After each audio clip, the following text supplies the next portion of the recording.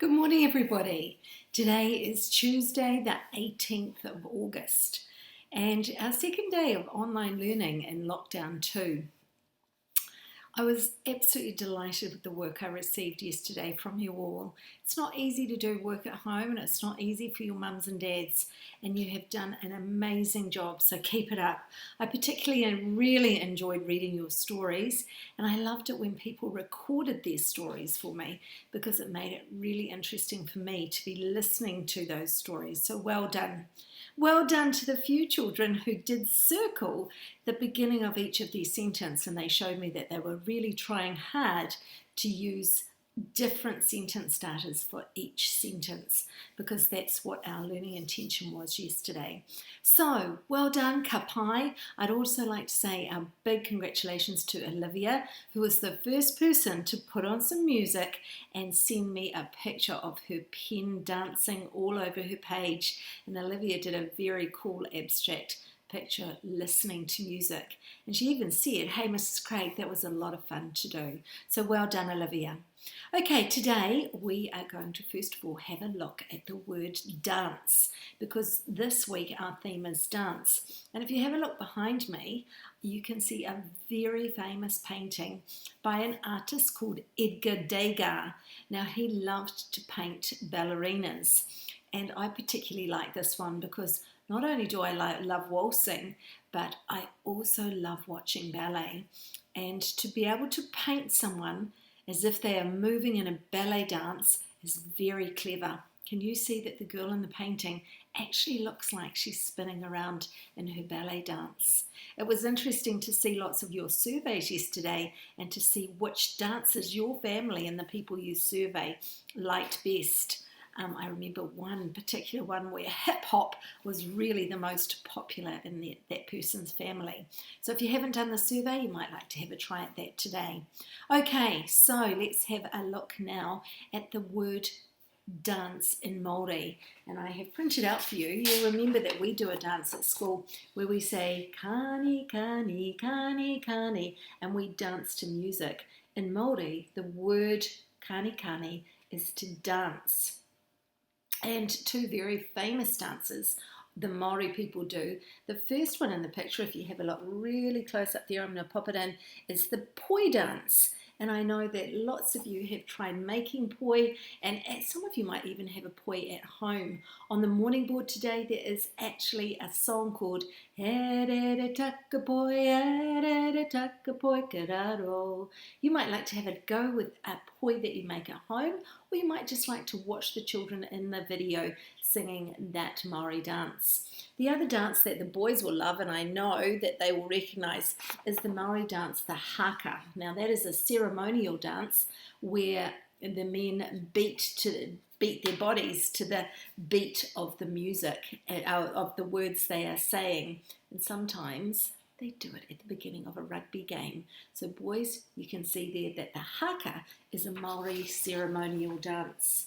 Okay, I think it's time for a joke. Are you ready? Let's have a look at our joke book today and see what it says. It says, what's worse than a giraffe with a sore throat? There he is. I'm finding it hard with the lighting today. What's worse than a giraffe with a sore throat? That would be pretty weird if a giraffe had a sore throat. So what could be worse than that? It says a centipede with blisters, and we'll hold that right up close. Can you see? He's had shoes on that are too small, and he's got blisters all over his centipede feet. So what's worse than a giraffe with a sore throat? A centipede with blisters. That's pretty funny. Okie dokie, let's have a look now at our sound for today. Yesterday we looked at the sound B at the end of the word, MB, and it was a silent B. Today we're going to have a look at one that we have done before in class, but some of us forget, and that is what happens when we hear an E sound at the end of a word. And as you can see in the picture here today, we've got jelly. Now it sounds like it would make an E, but it usually, if it's an E at the end of a word, it usually is a Y. And I got busy on my whiteboard, and I tried to write some rhyming words that ended in Y. Can you read them with me? Here we go. Up here we've got jelly. What's this one? Smelly and belly. And then I tried to think of a really long, clever word that would have Y at the end and lots of syllables. So I thought of this one. The lady sat uncomfortably in her chair. And when I clapped it, I went uncomfortably. 5 syllables. I wonder if you could send me a word that you can think of that has lots of syllables and ends in an E sound, which is actually a Y. So today's letter we were looking at is when we're writing a word and it sounds like an E at the end, it's usually a Y. Okay, moving on to maths, and let's see if I can pull that big board up again. Here it is here. And today we are going to do a different number. So yesterday we had a look at numbers that come before and after different numbers. And we remembered that if we look at a number like 26, how do we know what is 10 bigger than 26? Well, we know because we know numbers go in patterns. Let's count in tens from 6. 6. Are you counting with me? 16, 26, 36, what would be next? Oops. 46, 56, 66, 76, 86, 96. And all the way down that row, they are growing by 10. They are growing by 10. So if I pulled up a number like 24 and I said to you, what is 10 more than 24? You know the pattern. You know that the pattern of 4 goes 4, 14, 24. So what would be 10 more? 34. What would be 10 more than that? 44. Let's try a less than. Let's put the board up a bit higher and let's choose this number here, which is 48. What number is 10 less than 48? I have to go up on the board and it would be 38. What number would be 10 less than 35? 25. And some of you are really clever and can do this. If I showed you the number 29, what number out of all of these numbers would be 40 more than 29? See if you can work it out. What would be 40 more? Well done. If you got the number 69, you are completely right, because let's count down in tens. 10, 20, 30, 40. 40 more than 29 would be 69. Remember, you can play that with your mums and dads by using a hundreds board off the internet. Okay, we are doing really well and I can see you're really focused. So the last thing we have to do for maths is to have a look at our little trendsetter house. And we know the first house in the number system is called the trendsetter house. And my number today, read it with me, is 56. 56. 5 tens, which is 50, and 6 ones, which is 6. Without the hundreds board, what number would be 10 more than 56? Have a think. If you said 66, you are right, because we would put one more 10 on. So 66 would be 10 bigger.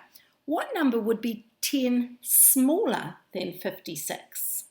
If you said 46, you are correct. Down here, read this number with me. We've got 378. 300s is that number 300. 7 tens is 70, and 8 ones is 8. Today, for all those people who are really clever, what number is 2,000 bigger than 378? It's actually not that tricky, because we would go into the thousands room over here and we would say 2,378. What number is 200 bigger than this number? Which column do we need to go in for hundreds? You got it. we'd add 2 more to that, so it would be 578. Ka pai, well done. And while I'm saying ka pai, I hope you're loving all the stickers I've been sending you that I've made with my Bitmoji. And in my Bitmoji this week, I put my hair right up high. Did you notice that? That's because it's getting so long and I have to tie it up lots and lots of times. Not today. Today I've got it partly tied up, but not right up high. I wonder what you've done with your hair today. Okay, we are going to move on to writing. And you have got such a fun thing to do in writing today. On the internet, that is all about how to make a raisin dance. It's called Dancing Raisins, and the link is on your page. You need to watch the link, and if you can, do the experiment. When you have finished, your writing task says, we are learning to write instructions for the Dancing Raisin experiment. Now, we've done this before and we know that an instruction must start with a verb. A verb is a doing word, so I must be able to do it. So I've given you some clues as to how you could start your instructions. Number 1, put. I wonder what you will put. Number 2, pour. Number 3, I said then. Is then a doing word? Can I do then? So that is not right. We can't have then as an instruction starter. So I crossed it out and you're going to think of a different one. You don't have to use these. These were just some helping words. Number 4 was drop. Can you drop something? Yes, so it's a verb. And number 5 is watch. Can you watch something? Yes, so it is a verb. So Mr. Craig and I had a lot of fun trying it out to see if it worked. We tried it with bubbly water, lemonade, and it worked well with both of them. So enjoy your time doing that. And have a lovely, lovely day today. I'll be here marking your work, and it's not looking like the weather is quite as good as it has been, but stay inside and keep busy. And I've written on the morning board this morning, don't forget to keep being a warm fuzzy in your bubble. Be kind to everybody, and then everybody can be happy and have fun learning and living together. Haere rā, Room 17.